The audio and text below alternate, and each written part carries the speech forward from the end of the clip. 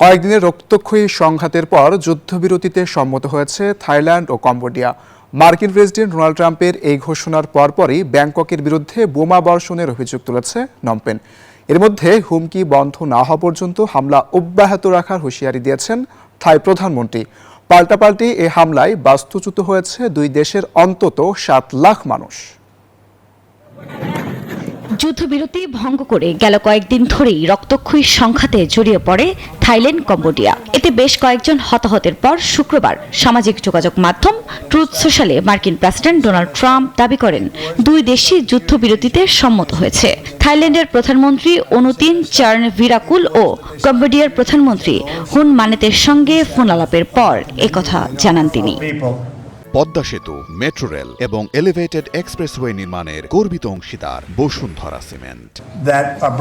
তবে ট্রাম্পের এই ঘোষণার কয়েক ঘন্টা পরেই যুদ্ধবিরতি ভঙ্গ করে ব্যাংকক 7টি বোমা নিক্ষেপ করে, যা হোটেল ও সেতুর উপর আঘাত হেনেছে বলে দাবি নমপেনের।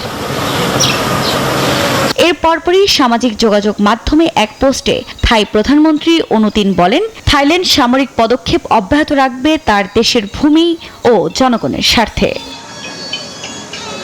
এদিকে দুপক্ষের এই পাল্টাপাল্টি হামলায় সবচেয়ে বেশি বিপাকে সীমান্তবর্তী অঞ্চলের বাসিন্দারা। গণমাধ্যমের তথ্য বলছে, বিরোধপূর্ণ সীমান্তের দুপাশে প্রায় 7 লাখ মানুষ ঘরছাড়া হয়েছেন। এছাড়া গেল 6 দিনে নিহত হয়েছেন বেশ কয়েকজন বেসামরিক নাগরিক।